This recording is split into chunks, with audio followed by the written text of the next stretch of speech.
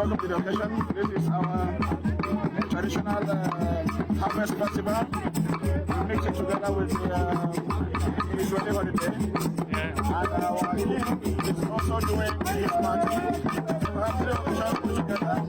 And it's very much fun. Great, that's so fun. Go back to the fun. Yeah.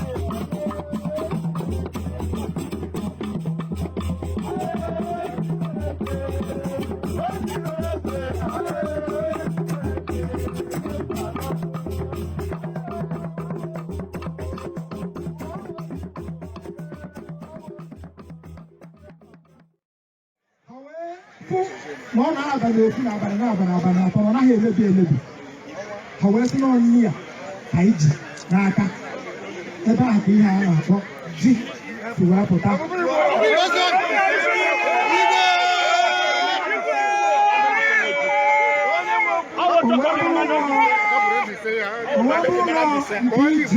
n'aka n'ọnya akasị o wee bụrụ mmeri anyị ji kacha wee na-akpụ ya gịnị wee na-akpụ ya ji o wee ruo n'omenala ndị be anyị onye papa ji kechaa o buru nke kacha wee nye Chineke ekele emechazara ndị be anyị oge edobere ihe ụzọ ife alụsị site na mba dị iche iche bata n'ala Igbo maka na ndị Igbo ahụ ife alụsị ihe ndị Igbo na-efe bụ mkpasị dị n'elu Chukwu okike abịa anyị ihe ndị be anyị na-efe katalụ na ihe n'anya ihe ndị Igbo na-efe ọ dị n'ụdị n'ụdị mana ile ihe akpọrọ omenala Igbo o jikọrọ Igbo niile ọnụ etu esi anụ nwaanyị etu esi akwa ozi ma ibi nwa ugwu na etu esi anụ nwaanyị ma etu esi akọ nne o jikọrọ Igbo niile ọnụ bụrụ omenala ije na the book of Deuteronomy chapter 6 verse 1 ebe ahụ ka ị ga-afụ ihe kwuru na ihe a bụ ihe unu ga-eme n'ala ahụ ọ bụrụ ya ka ndị Igbo kpọrọ gịnị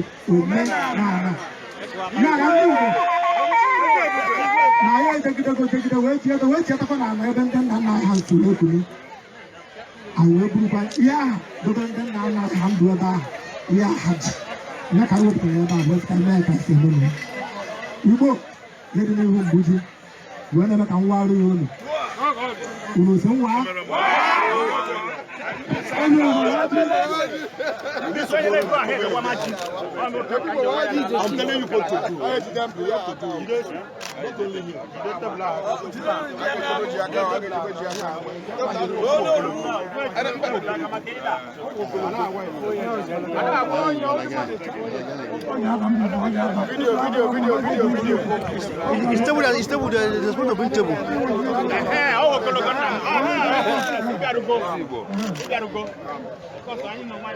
Igbo, unu si ngwa ya na-eke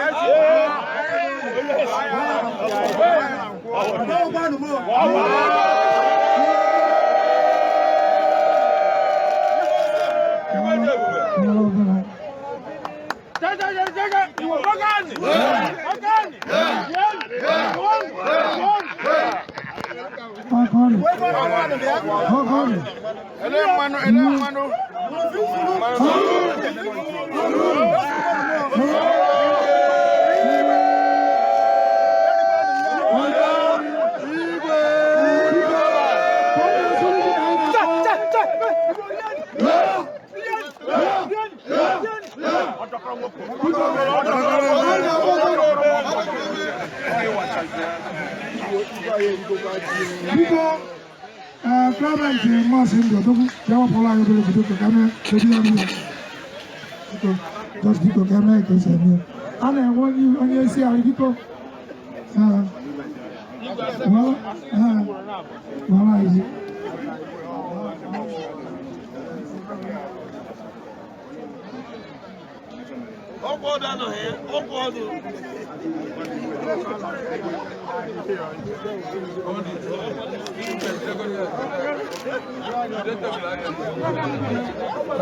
Igbo kwenu, nwanu, yenu, unu sikangwa chie, sikangwa na olie, na afọ, na nkwọ,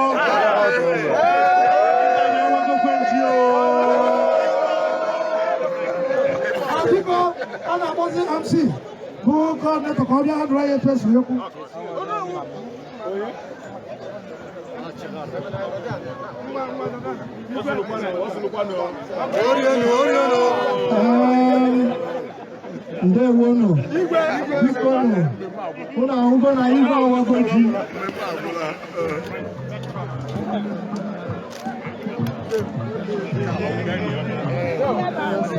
before I'm going to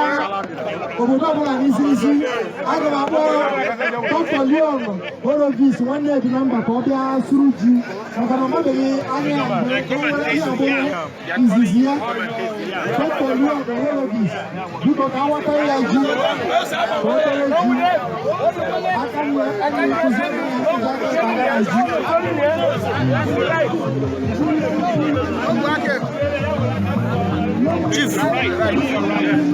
Chief, can you go to?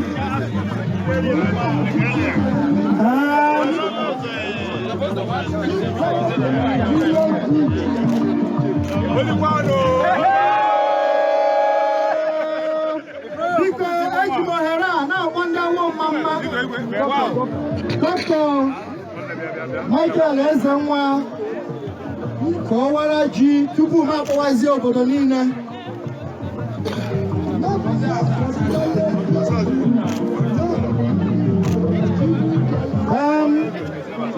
Look, it's too tall.